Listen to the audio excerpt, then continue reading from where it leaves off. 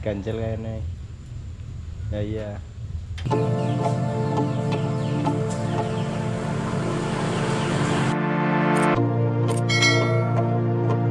Keluarga dan kenapa saya beli Verosa ya, saya menuruti kesenangan saya pribadi. Ya, jujur saya kerja, saya punya cita-cita. Ya apapun yang saya inginkan, saya pengen kesenangan, ya saya turutin. Ya, masalah pendapat orang lain, opini orang lain, wah ngapain beli mobil kayak gitu, mobil boros, mobil nggak ada fungsi atau apa, itu kan menurut mereka. Dan saya itu mempunyai prinsip dan punya apa ya, punya keinginan tersendiri, dan keinginan saya itu nggak bisa disetir dengan orang lain gitu ya. Walaupun orang lain pengen A, B, C, ya itu keinginan mereka dan bukan keinginan saya gitu. Jadi kembali lagi ke apa ya, ya kesenangan pribadi lah gitu ya. Emang ya sejauh ini saya seneng aja, senang dengan Verosa ya, walaupun bisa dibilang nyaman ya memang kurang nyaman gitu. Mau ini apa? Ini lagi konten, lagi bikin video. Gitu. Gimana? Kalau bisa dibilang nyaman memang belum nyaman, tapi kalau bisa dibilang senang ya memang senang gitu. Oke, ya sejauh ini untuk perawatan ya, pas pertama kali beli ya, memang ada beberapa PR ya. Yang pertama itu sistem pengereman ya, sistem pengereman. Jadi pas dicek untuk Verosa ini, untuk sistem pengereman memang ya untuk kampasnya itu udah pada habis, bahkan handbrake itu pun nggak berfungsi, sama sekali nggak berfungsi ya. Setelah itu saya bawa ke bengkel dan dicopot handbrake-nya, dibersihin ya, dibenerin, pokoknya distandarin ya untuk sistem pengereman bagaimana mestinya ya, agar ya perjalanan itu nyaman. Ya memang mobil ini nggak bisa kencang, tapi ya sistem pengereman itu ya wajib kita benerin, kita beresin ya. Oke, ya memang kecepatan paling 80 km per jam ya, tapi ya kalau misalnya remnya bermasalah ya bahaya juga gitu. Setelah itu, setelah dari pengereman ya, masalah lampu. Jadi lampunya itu kadang mati, kadang hidup. Jadi kenapa ya? Memang ada masalah di perkabelan ya. Setelah diurut, ditambahin relay ya, alhamdulillah udah mulai normal. Walaupun untuk sampai sekarang pun untuk masalah lampu dim ya, lampu jauh, lampu tembak itu sering kali masih masalah. Saya urut, saya ke bengkel, saya cek, itu kadang hidup, kadang nyala, kadang hidup, kadang mati, kadang hidup, kadang mati, kadang hidup. Jadi nggak menentu gitu. Untuk masalah lampu jauh ya atau lampu dim itu sampai sekarang masih belum, tapi tetap lampu yang biasa tetap nyala. Cuma kalau misalnya untuk jalan jauh, kalau misalnya dimnya itu nggak berfungsi ya emang keder juga. Kalau misalnya kebetulan saya itu senangnya itu kan kalau perjalanan jauh itu di malam hari gitu, karena enak gitu. Terus selanjutnya ganti oli gardan, oli transmisi saya ganti semua. Pokoknya dipastikan untuk oli itu diganti, oli gardan, oli mesin. Untuk sekarang sih oli gardan dan oli transmisi belum, nih bentar lagi mungkin berapa bulan ke depan saya pengen ganti untuk oli gardannya. Terus selanjutnya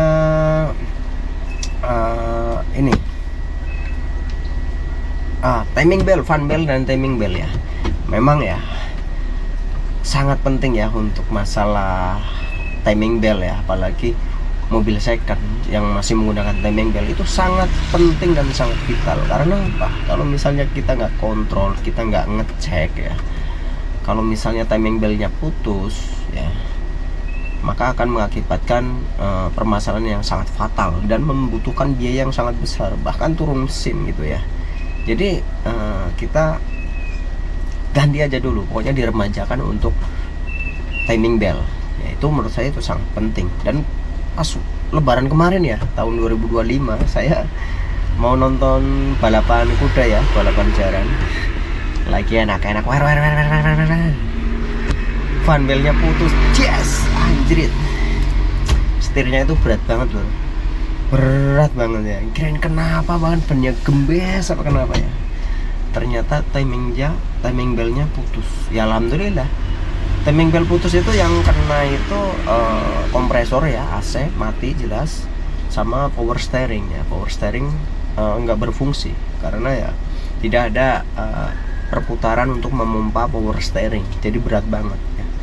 Setelah itu ya memang saya paksa bisa pelan-pelan. Ya, saya pelan-pelan jalan masih bisa. Jadi nggak sampai menyebabkan turun mesin atau mogok atau apa, enggak. Masih bisa jalan seperti biasa. Cuma ya pelan-pelan karena setirnya berat sama AC-nya mati. Terus setelah masalah timing bel ya, saya kuras ya radiator. Memang pada umumnya mobil tua itu pakai air sumur, air galon itu memang nggak ada masalah gitu. Justru mobil tua itu nggak cocok dengan air coolant ya. Memang banyak orang itu berasumsi seperti itu, mobil tua itu nggak cocok pakai coolant. Itu menurut mereka ya, nggak apa-apa, mereka kan pendapat mereka, tapi bagi saya enggak ya. Pokoknya mobil ini harus pakai coolant. Dan saya lakukan untuk kuras ya. Saya kuras hose water upper atau hose water lower ya, pipa radiator saya lepas, saya kuras dan termostat ya. Memang pas saya dapat termostat itu dilepas ya, karena beranggapan juga ya sama, kalau misalnya mobil tua itu kalau ada termostat malah banyak masalah, malah overheat ya. Jadi termostatnya itu dilepas agar ngelos, agar terus bersirkulasi agar tidak overheat. Ya menurut saya ya termostat dibikin ya pasti ada fungsi penting ya dari pabrikan ya. Makanya saya mencoba untuk normalin lagi, saya pasang lagi untuk termostat ya. Memang ada kendala untuk termostat itu pas saya lepas itu bautnya patah. Ya anjir. Posisinya susah lagi di dekat karburator. Anjir susah banget. Saya beli itu saya sempat bingung juga nih, anjir.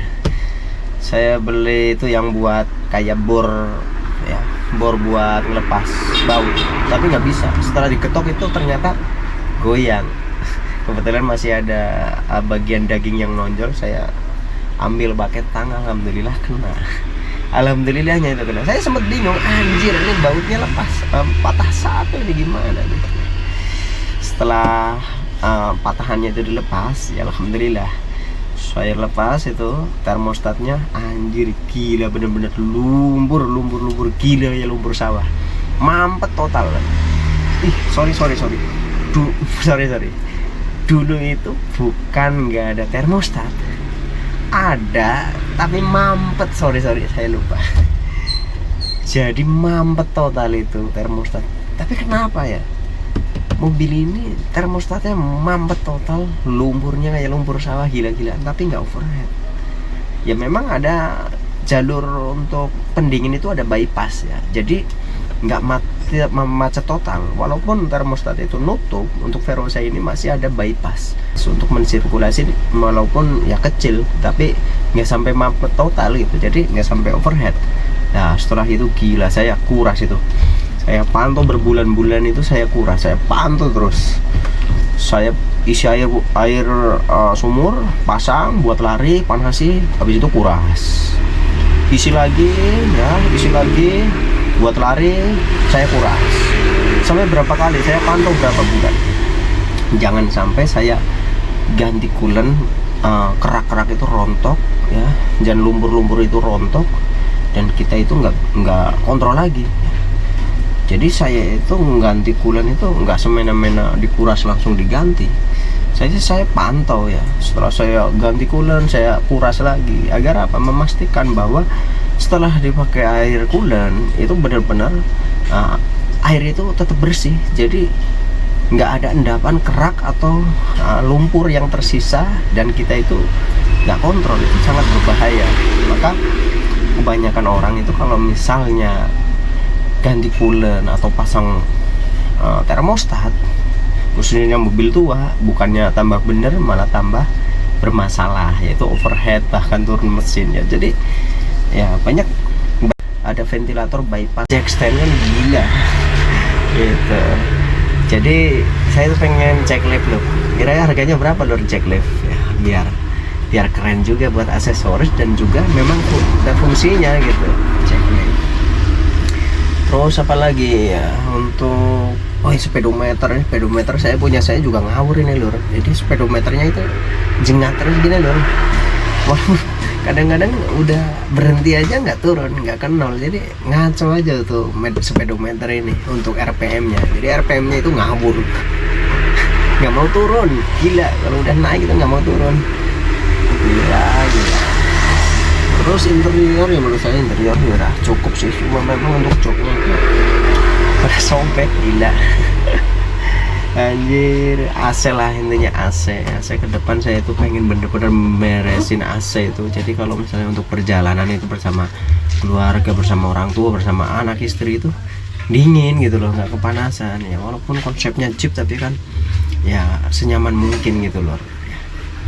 Terus apa lagi ya, nongkrong, kapan nih ada nongkrong nih?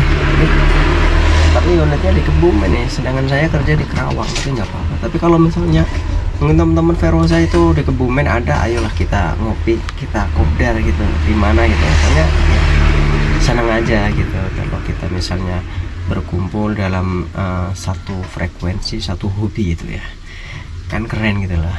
Memang jarang sih di Kebumen untuk Verosa itu jarang sekali ya. Oke, mungkin sampai di sini untuk sharing Verosa story ya. Mungkin teman-teman di sini pengguna Verosa, salam 1600, salam satu hobi ya. Semoga kita semuanya diberi kesehatan dan salam pas seduluran.